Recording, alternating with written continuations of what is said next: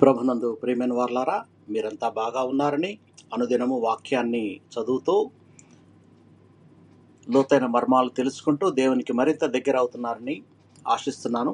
ఈరోజు దేవుడు మనకు ఇస్తున్న ఒక అభయం, ఒక గొప్ప వాగ్దానం ఏంటంటే 119వ సంకీర్తన 50వ వచనము. నీ వాక్యము నన్ను బ్రతికించి ఉన్నది, నా బాధలో ఇదే నాకు నెమ్మది కలిగించుచున్నది. ఈ మాటలు వ్రాస్తుంది భక్తుడైన దావీదు. ఆయన కలిగిన బాధల్లో ఆయనకి ఎంత బాధలు కష్టాలు వచ్చినాయంటే దాదాపుగా చచ్చిపోయే అంతగా కలిగినాయి. అందుకే అంటున్నాడు, నా బాధలలో నీ వాక్యము నన్ను తిరిగి బ్రతికించి ఉన్నదని.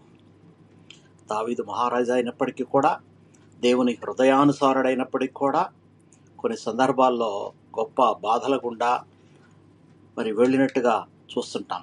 అటువంటి సమయంలో దేవుని వాక్యము దావీదుని బలపరిచి తిరిగి నిలబెట్టింది, తిరిగి సంపూర్ణ శక్తితో నింపింది. ఇదే పని దేవుడు నీకు నాకు చేయగలడు. ఎటువంటి బాధల్లో ఉన్నా, కష్టాల్లో ఉన్నా దేవుడిని మాత్రం వదిలిపెట్టకూడదు. వాక్యాన్ని నిత్యము చదువుతూ ఉండాలి, ధ్యానిస్తూ ఉండాలి. ప్రార్థన చేసుకుందాం.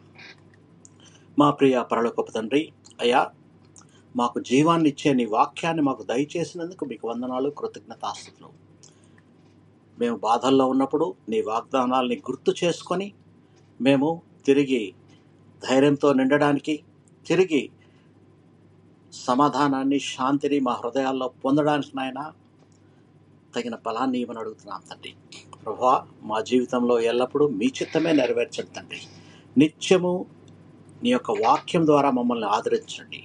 మా ప్రభు రక్షకుడైన యేసు పరిశుద్ధ నామములో ప్రార్థించి వేడుకొంచున్నాము తండ్రి. ఆమేన్. మీకు ఎవరికన్నా ప్రార్థన అవసరత ఉంటే నా వాట్సాప్ నెంబర్ ఇవ్వబడింది, మీరు నాకు మెసేజ్ చేయండి, నేను మీ గురించి ప్రార్థిస్తాను. దేవుడు మిమ్మల్ని బహుగా ఆశీర్వదించి భద్రపరచునుగాక. ఆమేన్.